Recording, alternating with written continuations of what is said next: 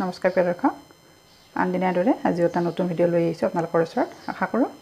ৰেচিপিটো চাই আপোনালোক সকলোৱে ভাল পাব এতিয়া পলম নকৰি ভিডিঅ'টো ফালে আগবাঢ়ো আৰু আপোনালোকে ভিডিঅ'টো সম্পূৰ্ণকৈ স্কিপ নকৰাকৈ চাই থাকিব আপোনালোকে ইয়া দেখিছে মই বাউল এটাত ইয়া মই আটা লৈছোঁ আটাৰ পৰিমাণটো আমাৰ যেহেতু 3জন মানুহ সেই অনুপাতে লৈছোঁ আপোনালোকে বঢ়াই ল'ব সদস্য অনুযায়ী আৰু এইফালে গৰম পানী লৈছোঁ বেছি গৰম নহয় আঙুলিটো এনেকৈ দিব পৰা যিটো আমি কুমুয়া বুলি কওঁ ইয়া গৰম পানী লৈছোঁ আৰু এতিয়া ইয়াতে মই অলপ অলপকৈ গৰম পানী দি যাম আৰু তাৰ আগতে মই ইয়াতে অকণমান নিমখ দিছোঁ যেহেতু মিঠা বস্তু হয় আৰু চেনি দি দিম ইয়াতে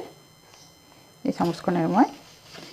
যিমানখিনি মিঠাটো খাই আপোনালোকে সিমান দিব মই বহুত বেছি দিয়া নাই এই চামুচখনেৰে 3 চামুচ দিছোঁ এতিয়া এইখিনি ভালদৰে মিক্স কৰি ল'ম আজি ফুলা ফুলা গৰম গৰম মালপোৱা বনাম যেহেতু এতিয়া ঠাণ্ডাৰ দিন নহয় জানো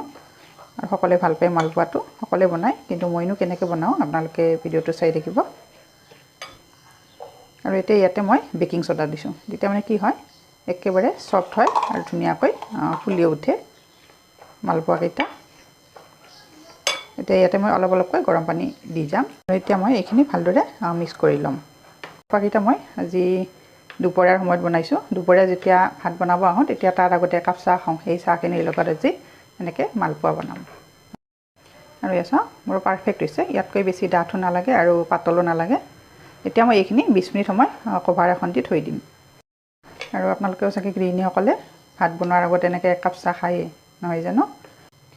এনেকৈ কভাৰখন দি দিলোঁ এইফালে মোৰ 20 মিনিট হৈ গৈছে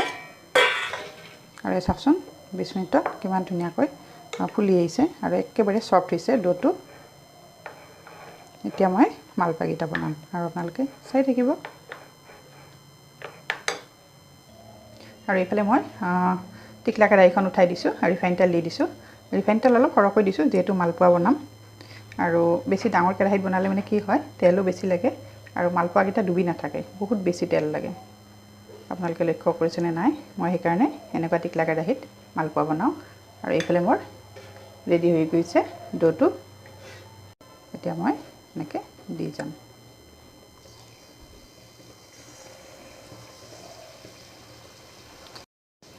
আৰু এয়া চাওকচোন কিমান ধুনীয়াকৈ ফুলিছে মই বহুত বেছি দিয়া নাই যেহেতু কেৰাহীখন সৰু হয়